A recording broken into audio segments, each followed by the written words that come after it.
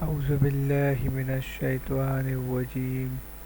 بسم الله الرحمن الرحيم.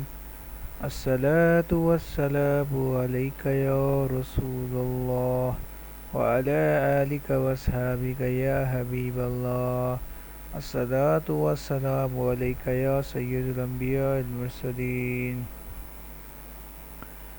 آج ہم تسہیل النحو پڑھیں گے، علم نحو کے بارے میں پڑھیں گے، اس کی تعریف پڑھیں گے۔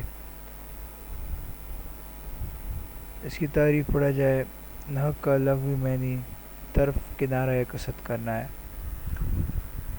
لغوی معنی کے سے مراد ڈکشنری میننگز ہیں، اور اصطلاح میں سے مراد وہ علم ہے جس میں ایسے اصول و قوانین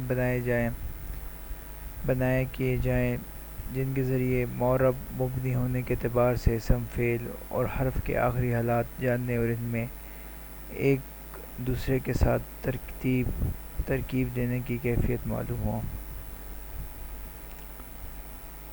آسان لفظوں میں آپ کو سمجھاتا ہوں۔ ان میں لفظ سے مراد جو ہے اصطلاح میں ڈکشنری میں ہے جس میں ایک اصول و قوانین کے جائے، یعنی ایک اصول، کیونکہ نحو جو ہے عربی کی گرامر ہے اور اس کا مقصد یہی ہے کہ جب ہم کوئی جملے کو بنائیں گے تو اس کے اصول و قوانین کو مد نظر رکھتے ہوئے معرب اور مبنی ہونے کے اعتبار سے اسم، فعل اور حرف کے آخری حالات جانیں گے۔ اس کی مثال ایسی ہے کہ ہم آخری لفظ کے اوپر دیکھیں گے، اس کے اوپر ہماری بحث ہوگی آخری لفظ کے اوپر کہ اگر آخری لفظ کے اوپر پیش آ گیا تو یہ کیا ہوگا، مفعول ہوگا یا فعل ہوگا یا فاعل ہوگا۔ آخری لفظ کے اوپر زبر آ گیا تو یہ کیا ہوگا، فعل ہوگا، فاعل ہوگا یا مفعول ہوگا۔ آخری حرف کے نیچے زیر آ گیا تو یہ کیا ہوگا۔ اس پہ علم نحو پہ ہم بحث کرتے ہیں۔ علم نحو میں ہم بحث کرتے ہیں حروف کے آخر میں کی کیفیت کہ کیا اس کے زبر ہے، زیر ہے، آخر میں ہا آ رہا ہے، کیا ہے۔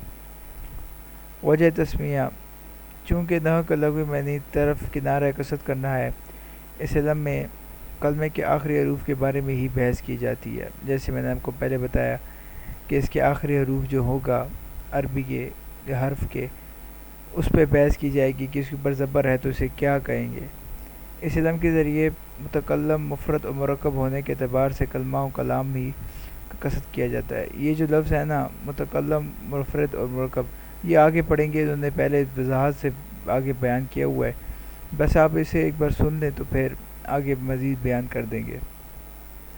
جس نے سب سے پہلے اس علم کے قواعد مرتب کرنے کا ارادہ کیا، اس نے نحوت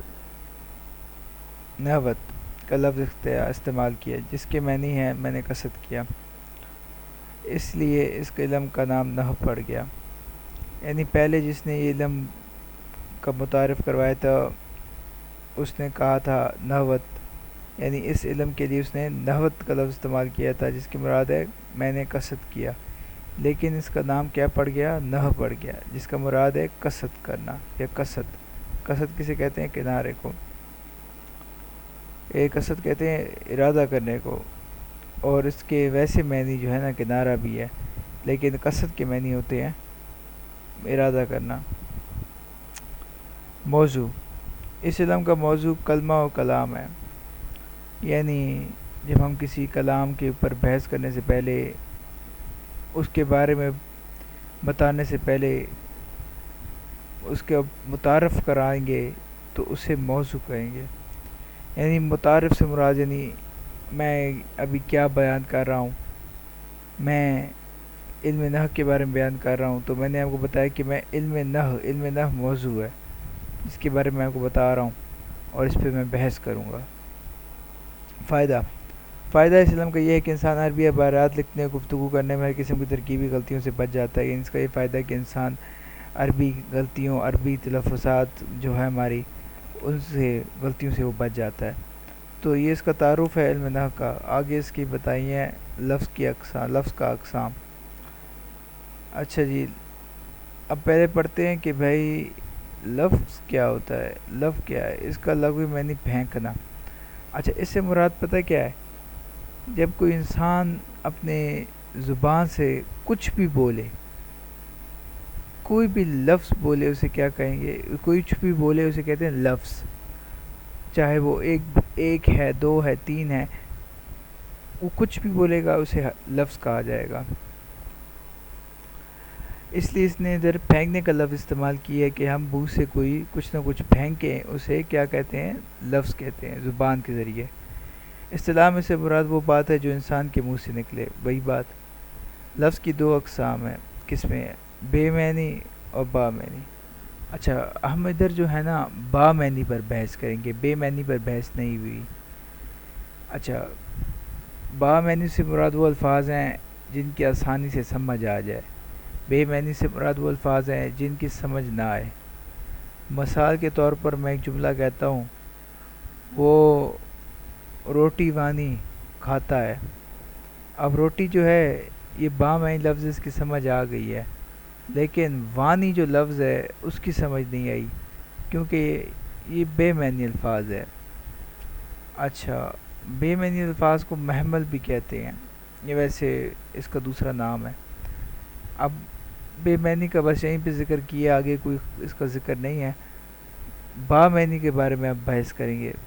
اچھا، میں نے کہا پانی وانی، وانی ہو گیا بے معنی، جس کی سمجھ نہیں آ رہی، لیکن پانی ایک لفظ ہے جس کی سمجھ آتی ہے. تو یہ کس میں ہوگا؟ یہ کس میں ہوگا؟ با معنی میں ہوگا. اچھا، اب با معنی کو موضوع بھی کہتے ہیں، یہ بھی یاد رکھیں کہ با معنی کو موضوع بھی کہتے ہیں. با معنی کی اقسام دو ہیں، مفرد و مرکب. کیا ہے؟ مفرد و مرکب. وہ اکیلا لفظ جو اپنا معنی ظاہر کرے اسے کلمہ بھی کہتے ہیں. اچھا، میں آپ کو اب آسان لفظوں میں بتاتا ہوں. میں آپ کو بتاتا ہوں کہ جو با معنی ہوتے ہیں الفاظ، اس کی یہ ہے کہ وہ اکیلا ہوگا تو اپنا معنی ظاہر کرے گا، بے شک وہ کسی چیز سے نہ بھی ملے. مثال کے طور پر میں دیتا ہوں کہ یہ کتاب ہے. اب کتاب کا پتہ لگ گیا ہے کہ ایک لفظ ہے، اس کو سمجھ آ گئی ہے کتاب کیا چیز ہے. کاغذ کا ملبہ ہے جس پر کوئی چیز لکھی ہوئی ہے پڑھنے کے لیے.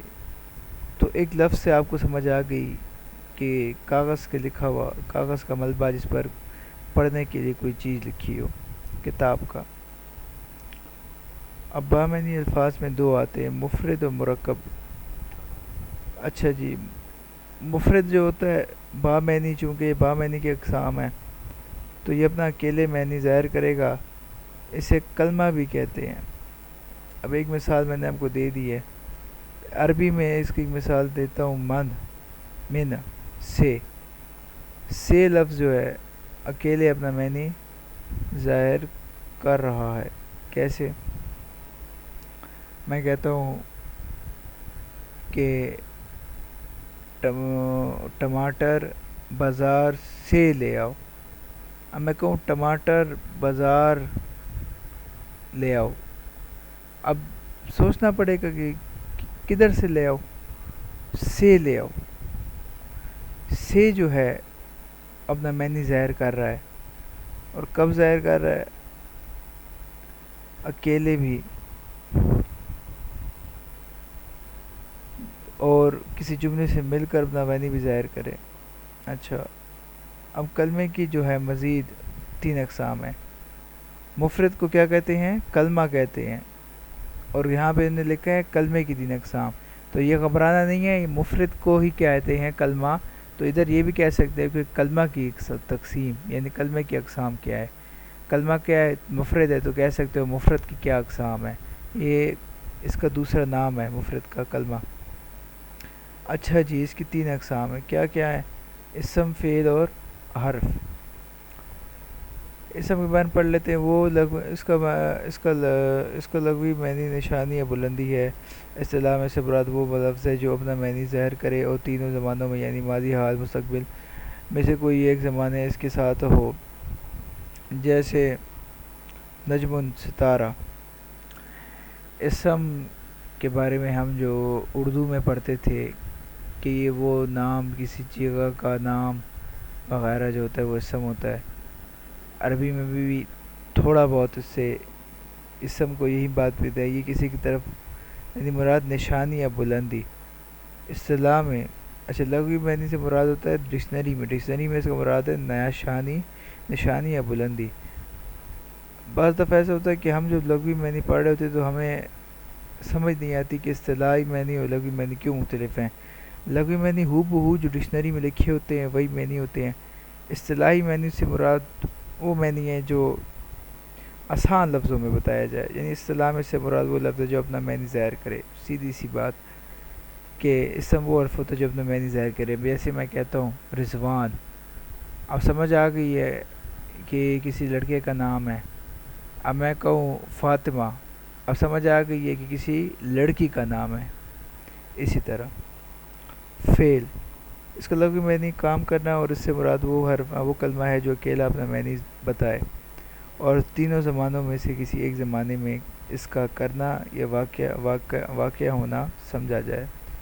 جیسے دخلا، قارئ، ینصر. ٹھیک، اس کا لغوی معنی کام کرنا، اس سے مراد وہ کلمہ ہے جو اکیلا اپنا معنی بتائے، اس میں تینوں زمانے بھی پائے جائیں.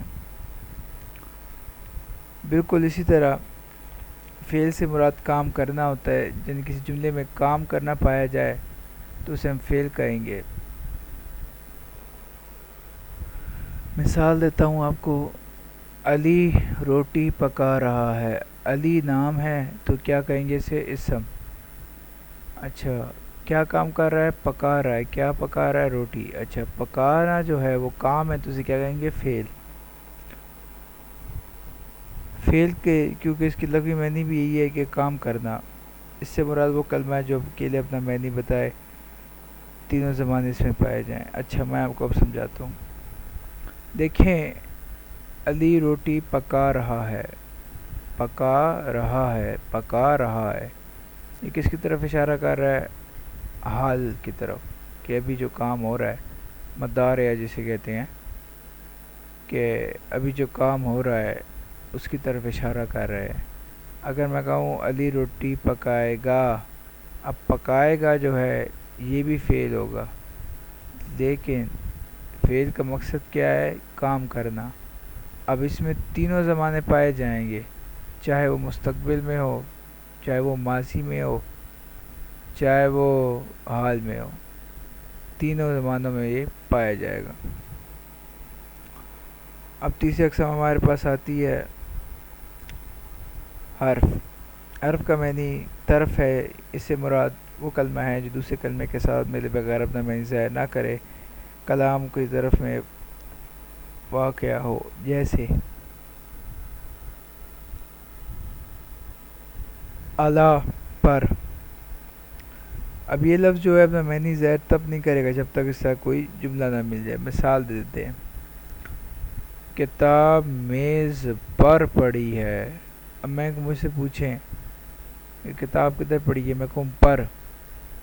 اب یہ تو صحیح مجھے پتہ نہ چلا کہ کتاب کدھر پڑی ہے، تو وہ جو پر لفظ ہے وہ محتاج ہے کسی جملے کے ساتھ لگنے کے لیے کہ اپنا معنی ظاہر کرے.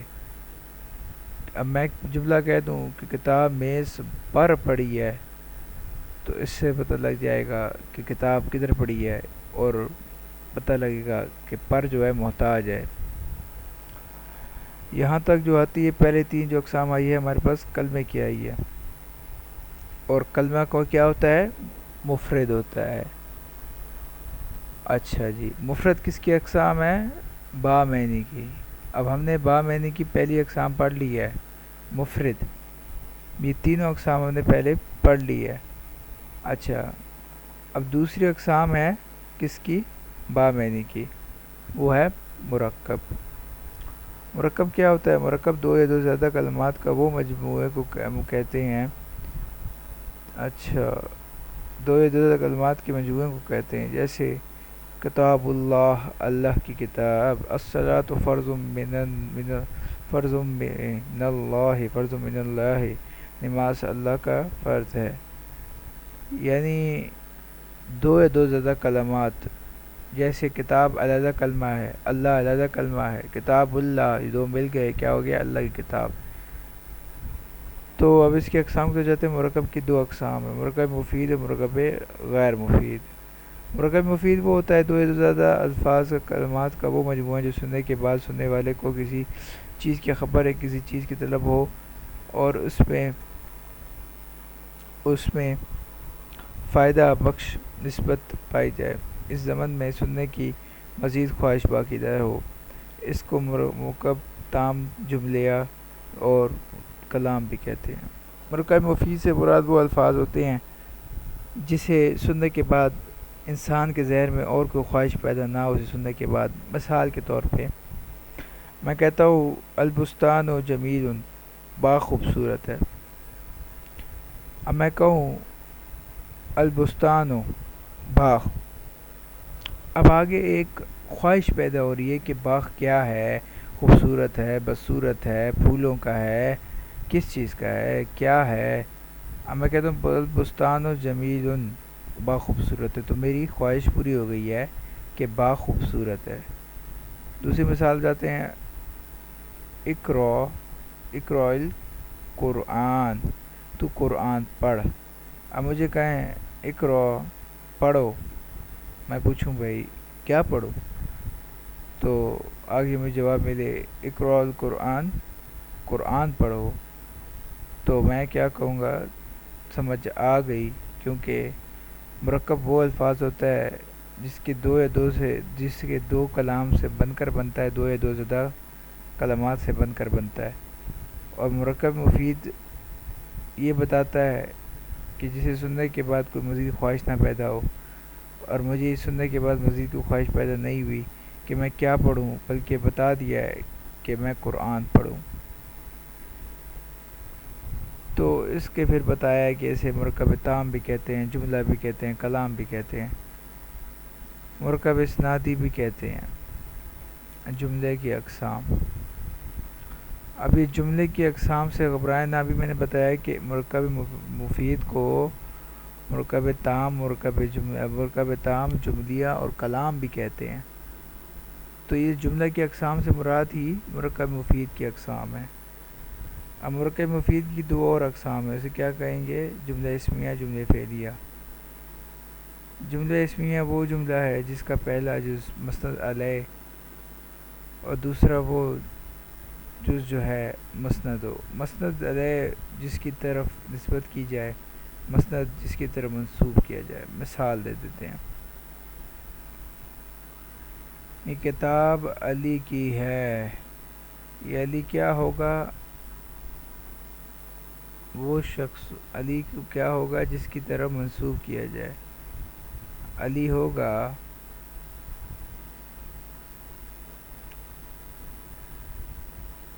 علی جو ہے ہمارے پاس یہیں پہ بات آتی ہے کہ مسند علیہ وہ ہوتا ہے جس کی طرف نسبت کی جائے، جس کی طرف نسبت کی جائے.